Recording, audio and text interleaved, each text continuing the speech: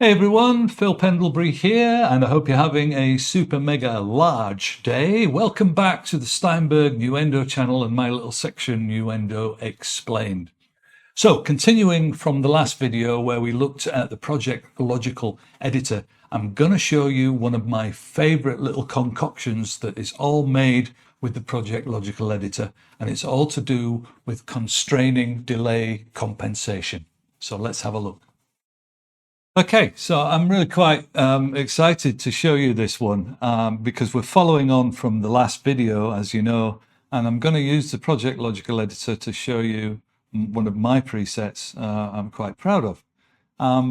So let's give you the scenario and we'll walk through it from there. So have you ever been in this situation?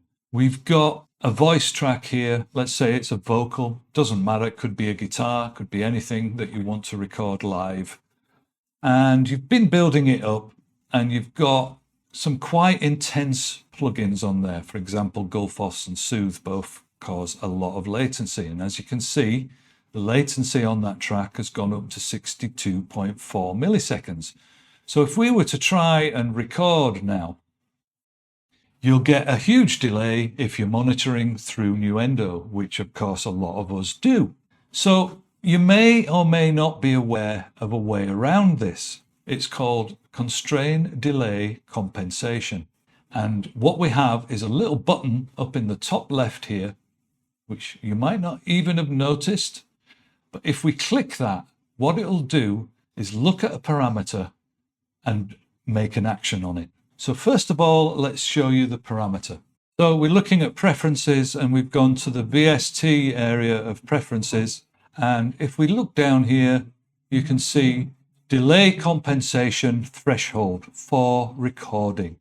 And I've set it to 1.5 milliseconds. You can change that to whatever you want.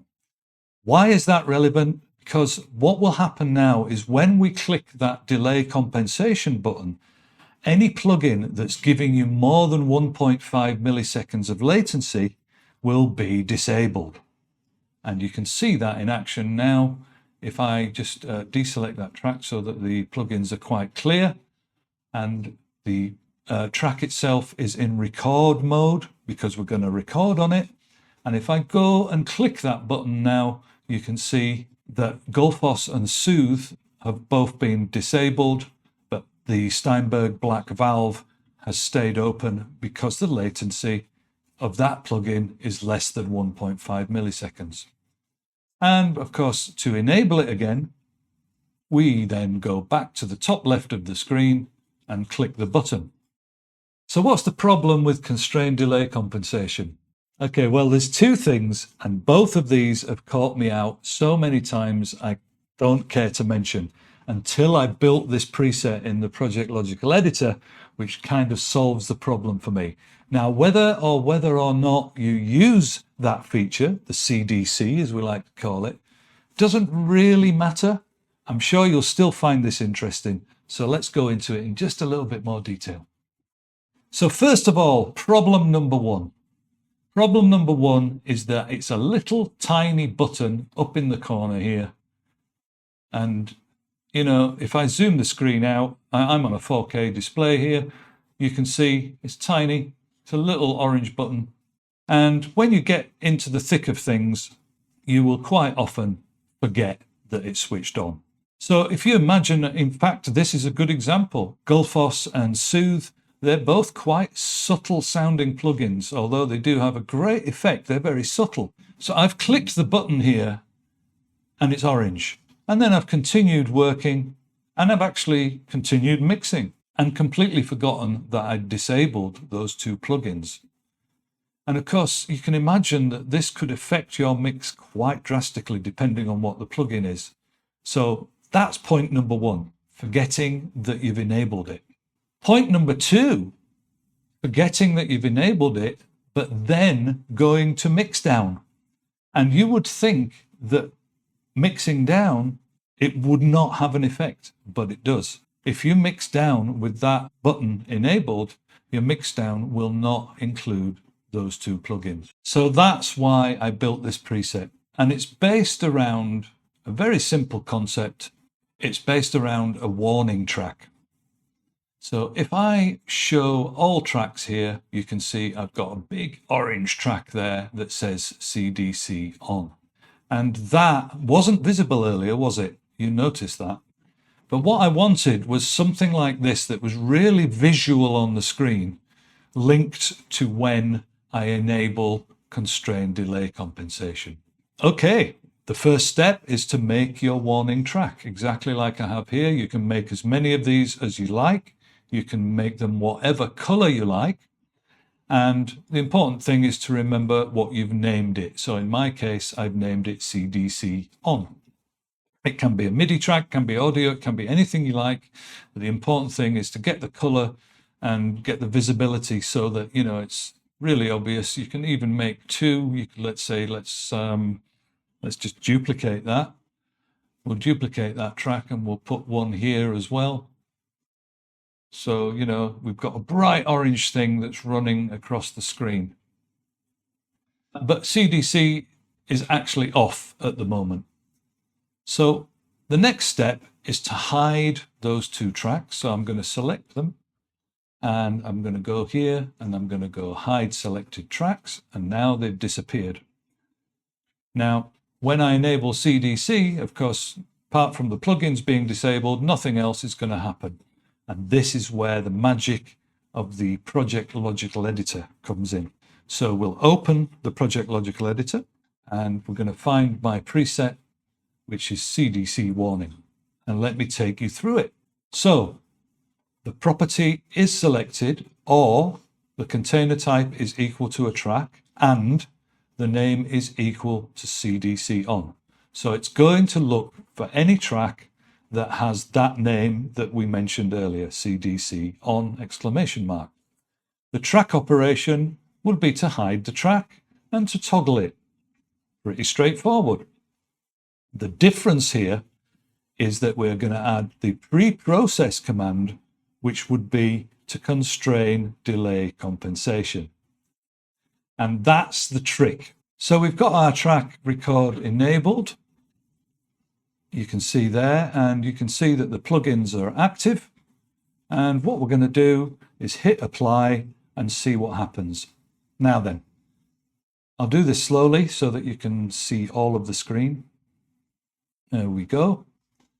And as soon as I hit apply there, you'll notice up in the top left that the CDC button was pressed, and that the two warning tracks, although I did adjust the name of this one earlier on, the two warning tracks have showed themselves quite clearly. And if I hit apply again, the CDC turns off and the warning tracks disappear. Now then, let's just do a little real-time edit on this. So I'm going to hit apply again. And what I noticed earlier on, I edited it out of the video, but I'm going to show you. I duplicated the track using the old method and it had the R there.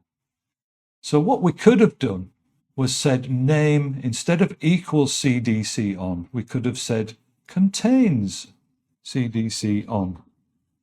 And now that would work on any track that contains that text, not just specifically that text. So it will also work on the one that we duplicated earlier on. And there you go. So the final icing on the cake with that is to add it to a key command. Now, I showed you this earlier on in the last video, and I'm going to show you again because it's very, very important for this. It makes the whole thing work seamlessly. So if you've already seen this, never mind, but let's have a look at it again for the benefit of people that haven't. So we're going to go up to Edit, Key Commands. And you can see that the last operation we did is selected in the Key Commands window, but that is actually not the one that we want. What we want is my preset that's in the Project Logical Editor. So I'm going to type CDC, which was the name of my preset, and there it is. And then I'm going to assign a key command to it. So now that's done, all we have to do is hit my one key, and you can see that it's really easy to toggle the CDC on and off. And not only that, we get a huge warning on the screen showing us that it's active. And that means that when you're mixing and when you're editing and doing whatever you're doing, you're not going to forget that CDC is on. Because, like I said earlier, it's such a useful feature. If you haven't used it before, please give it a try. Don't forget that you can set the amount of latency that it will cut off at. I've got it at 1.5 milliseconds. You could change that to lower or higher. But it's a really useful feature. But just those two little things always become a problem in Nuendo. So I hope that preset will be useful to you. And along with a lot of other presets I've got, they're all going to be there for you to download. I'll put the link in my description of the video. And I think that's about it for now. So that concludes this one, Constrain Delay Compensation. If you didn't know, now you know. I want to say a big thanks for those of you that have been following through with us so far. Thanks for all the lovely comments. And of course, any suggestions about what you'd like to see, please do keep them coming. We're not ignoring them, we're just kind of building them up and figuring out where to put them all. And aside from that, give us a quick thumbs up, like and subscribe and all that would be great. Thanks a lot, guys and gals. I will see you on the next one. Bye for now. Cheers.